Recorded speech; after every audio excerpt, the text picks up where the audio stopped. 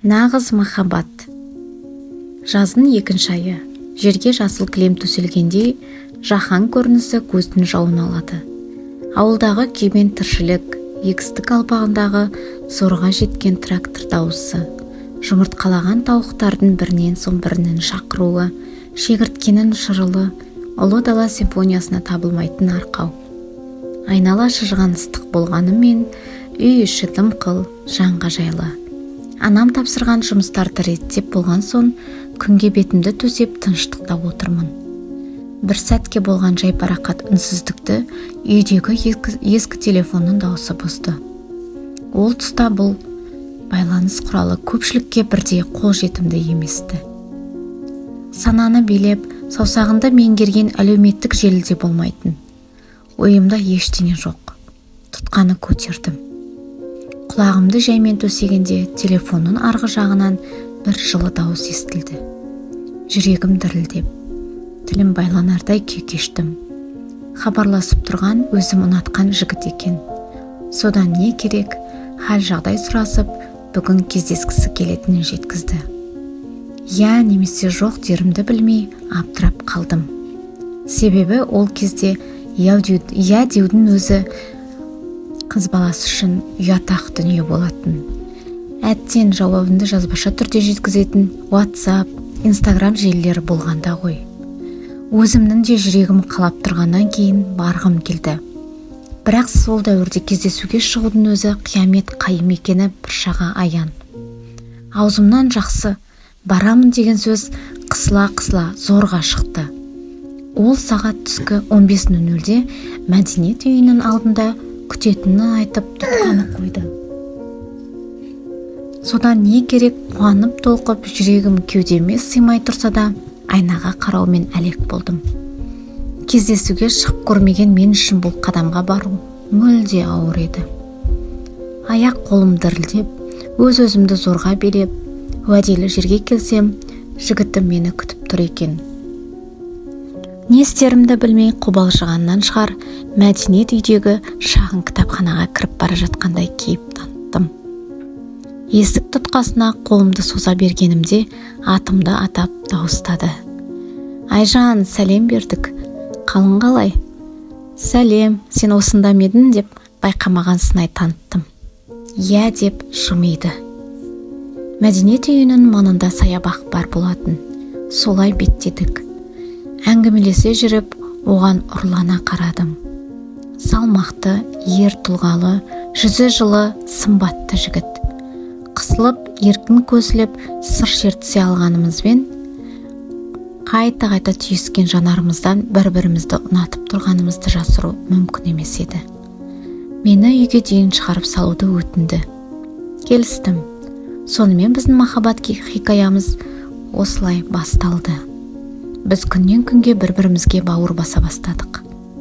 Ата-анамның кездесуге кешке шығармайтын ескере отырып, түскі мезгілде жолығуды әдетке айналдырдық. Ешқандай байлыққа айырбастамайтын сәттердің қызығында арада 2 жылдың өткенін байқамайда қалдық. Бал дәурен балалыққа қош айтысып, ол азамат болды, мен бой жеттім. Лап еткен сезім толқыны күн сайын үдеп, жалынға айналды. Бір-бірімізді көрмесек тұра алмайтын халге жеттік. Заман жетістігі болған ұялы телефонның шыға бастаған кезі. Екеумізде оған қол жеткізуді мақсат еттік. Адам ойына алып, армандаған дүниесіне жетпей қояр ма? Ақыры оны да қояр да қоймай қолға ұстадық. Ал сосын белбеулеген құрылғы құлақтан түсірмей сөйлесуді шығардық. Менің отбасым мұндай дүниені түсінбейтін еді. Үй ішінде дастархан басында жігіт кездесу жайлы мүлде әңгіме қозғалмайтын. Бір күні анам жігітпен кездесіп жүргенімді сезді ме, әйтеуір маған бір ұрсып алды. Бірақ махаббатқа әбден мастанып, сезімге берілген мен анамның қанша ұрыс естісем де қарсылығын елемедім. Ақыл тәрбиесін құлағыма дәлмедім. Көзсіз махаббатым үшін маған бәрібір болды. Зымыраған уақыт-ай десенші. Артқа 4 жылды тастадық. Қош жүректегі сыйласымдылық, зор сезім болғанымен жігіттің жүрісі өзгере бастады. Мен мектептің соңғы жылдығында оқимын. Ал ол бұндағы оқуын аяқтап қала көрді.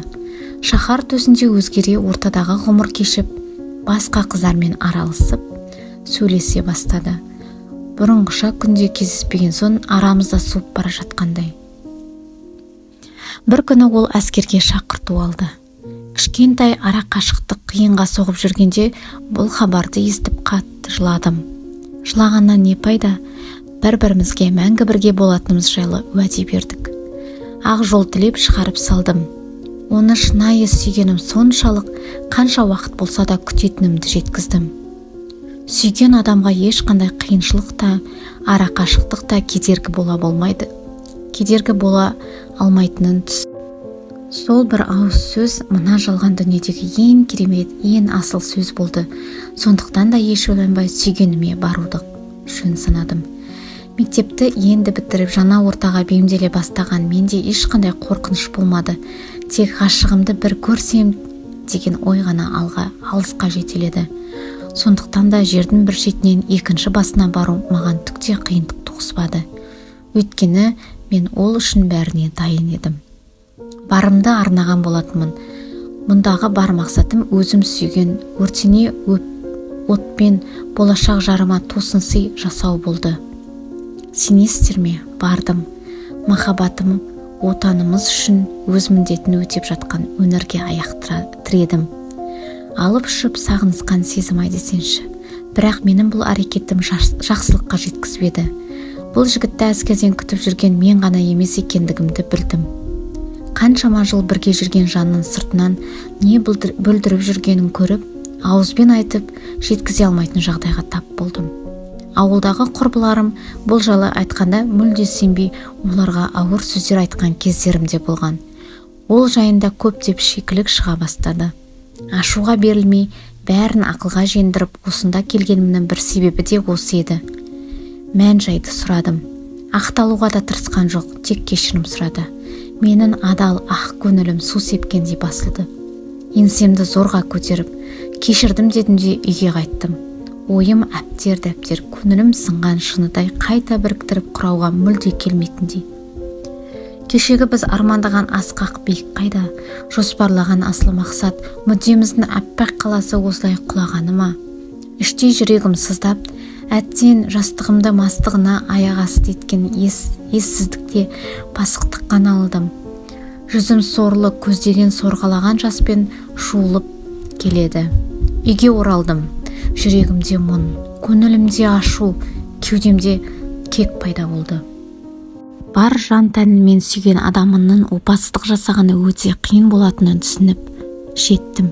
Өз-өзіме ұмытамын, бәрі бітті деп уәде бердім. Сол күннен бастап сүйгеніме ерегісіп, мен де басқа жігіттермен таныса бастадым. Өзімнен өзім қорқатындай жағдайға жеттім. Маған бәрі бір болды.